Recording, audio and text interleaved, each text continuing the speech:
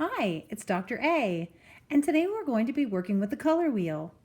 We're going to be using the primary colors yellow, red, and blue to make the secondary colors green, purple, and orange. So the color wheel is a tool that artists use. It's really helpful, especially if you forget how to mix green or how to mix orange or how to mix purple. So today we're going to be working on that. So the first thing we're going to do is take our paper and we're going to divide our paper into 6 sections. So I'm going to do it by adding an X on my paper like this. And then I'm going to draw a line straight down the middle.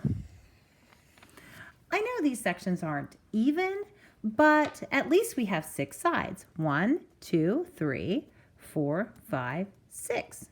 And I'm going to start by filling these sections in with my primary colors. Now, if you're using watercolors like I am, the first thing I want to do is get my brush wet and add a little drop of paint, of water, to each paint palette. Now, I've been using these watercolors, so they're really wet, but that will just help wake up your paints and make a nice bright color for you to use. So I'm going to go ahead and gently tickle my yellow with with my brush, with my wet brush, so that I can make some yellow water, because this is watercolor and we're using the colored water.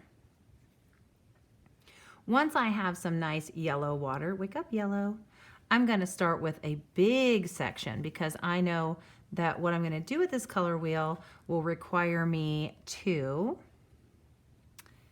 have a big section of yellow. I will need a large yellow section. So I'm going to go ahead and outline it, and then I'm going to pick up the colored water and I'm going to paint it in just like this.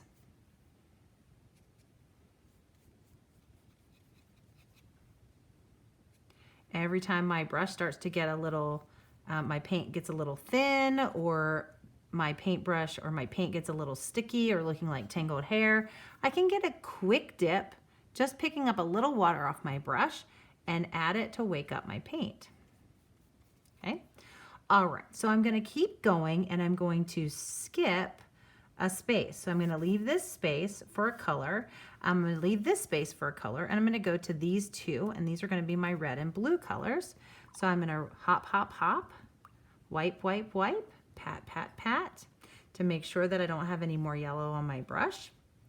Then I'm going to wake up my red, wake up red, and I'm going to go to my next shape. So I'm doing the red on top. And notice I skipped a space, and that space is because that's where yellow and red are going to mix up and make a new color. When you forget how to mix your secondary colors, you can always look at a color wheel that will show you what colors need to be mixed to make your secondary colors. Secondary colors are colors like orange, purple, and green. Hop, hop, hop. Wipe, wipe, wipe, pat, pat, pat. Okay, good, it's clean. I can wake up my blue now. Wake up blue. Now, these are watercolor paints, so the more water I use, the lighter my color will be. If I use a little less water, it will make it a little bit more intense or brighter color. So if you feel like your color is really light, you just want to use a little bit more water and a little bit more color. There's a lot of science behind watercolor because of the way the color or the pigment is suspended or stuck in the water. All right, now I have my 3 primary colors. Hop, hop, hop, wipe, wipe, wipe, pat, pat, pat, clean as can be. I'm going pretty fast on this video. At any time, you can press the pause button and get caught up. The important thing is that we have a white space between each of our primary colors. That's going to show us how to mix the secondary colors. My secret for mixing the secondary colors with watercolor, especially in a wash like this, is to get my triangle really wet. So I'm going to start with orange. I'm going to get it really, really wet. And then I'm going to add the yellow first because red is a much stronger or intense color. And I'm going to put them in here in this wet triangle, and I'm going to let them play. By moving them around, it starts to turn. Whoop, I better get a little more yellow in here. And you can see it starting to turn orange.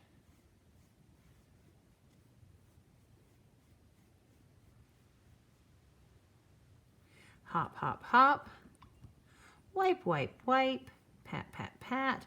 I think I'm going to do my two colors that have yellow in them because yellow is the lightest color. So I'm going to go down here and mix this color. Oh wait, I forget what this color is supposed to be. Well, I guess I'll just have to mix it and see. So I'm going to make my triangle wet because I know I'm mixing. So let's make it wet.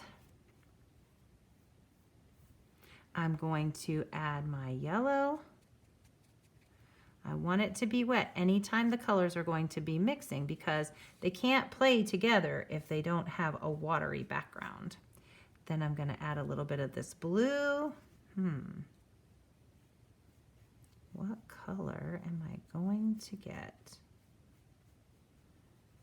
Well, oh, wait a minute. I think I'm seeing a little bit of green in here. Oh, that's right. Yellow and blue make green. Great. All right, so we're gonna pat, pat, pat. Oh, excuse me, hop, hop, hop. Wipe, wipe, wipe. Clean as can be. I'm going to mix this last color, and that must be purple.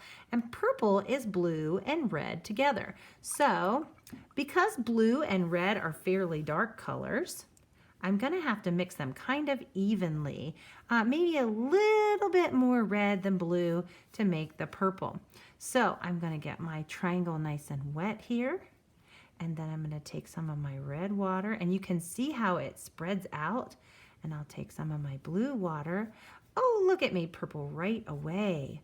That's so exciting. And then all I have to do is push that purple around to fill in my triangle. And that's all for today. Our color wheel. Remember, the secret to mixing is that the colors need some water to play in. We all love to play in the water. So make sure that when you're mixing your secondary colors, you're mixing your two primary color neighbors, and you put down a little bit of water when you're using watercolors so that they have room to play and mix. That's all for today. Great job with your color wheel. To clean up, I always make sure to rinse my brush and wipe and pat, pat, pat. I'm also going to set my paint somewhere where they can dry. I don't want to pour the water out of them because that will waste the paint. I'm going to set my color wheel somewhere where it can dry too, so that tomorrow when we come back to it, it'll be all ready for our next creation. I can't wait to find out what it is.